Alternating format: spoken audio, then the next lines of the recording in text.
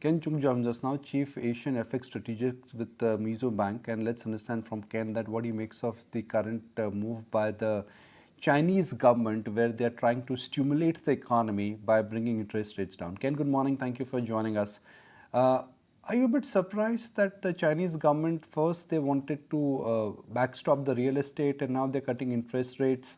Do you think the Chinese government now is feeling the heat of the slowdown? Yeah, today's China hard data, most of the data are disappointing. So it means that I think with the PBOC's recent rate cut and some rumor on China government working on the plan for launching the stimulus, I think this suggests that Chinese government are acknowledging the China recovery momentum has been slowing down quite rapidly. So in addition to the production and consumption, today's data, we saw that the employment market also are facing quite a heavy pressure. Youth unemployment rate is still standing above 20%.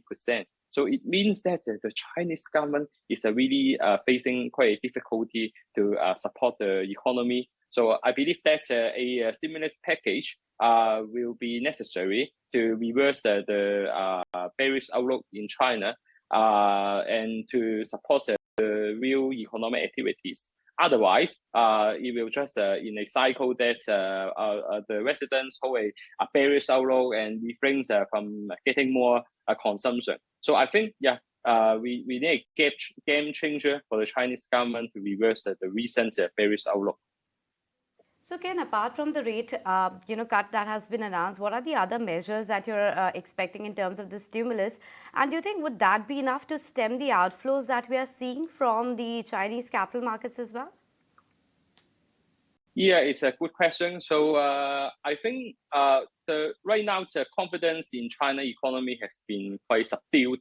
So I believe that both monetary policy and fiscal stimulus will be necessary, especially to support the Chinese property sector, because you know that China economy was quite driven by the real estate sector. And in addition to the investment to property market, the local government quite relies on the land sales revenue to push forward their stimulus. So I think the first thing they need to do is to make more relaxation in the home purchase, and also thinking about how to revitalize the housing demands in the market. So I think cut the interest rate, and perhaps later we may see a lower mortgage rate will be the first step for Chinese government to support the economy. And then other than that, fiscal stimulus will be needed, such as a tax cut and fee cut.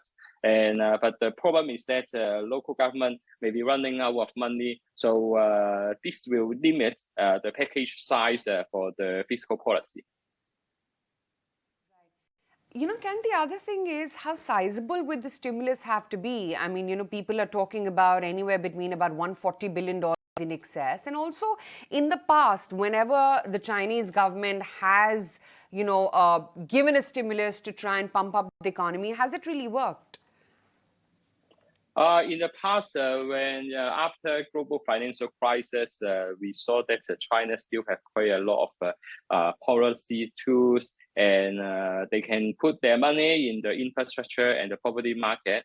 But it also caused some side effects and consequence in the over-investment. Efficiency in investment, like the property market, is not that good enough. So that's why Chinese government want to fix the property market. So I think this one, they may not relax too much on the property sector, because that it already create quite a lot of problem in the economy over the past few years. So I think this term they will try to do more on the monetary easing, like the rate cut. So I think more rate cut will come in order to support the economy. And on the other hand, with a rate cut, and also the Fed yesterday just signaled that further rate hike may come. So it means that the divergence between the Fed and PBOC will start to place the depreciation pressure on the renminbi,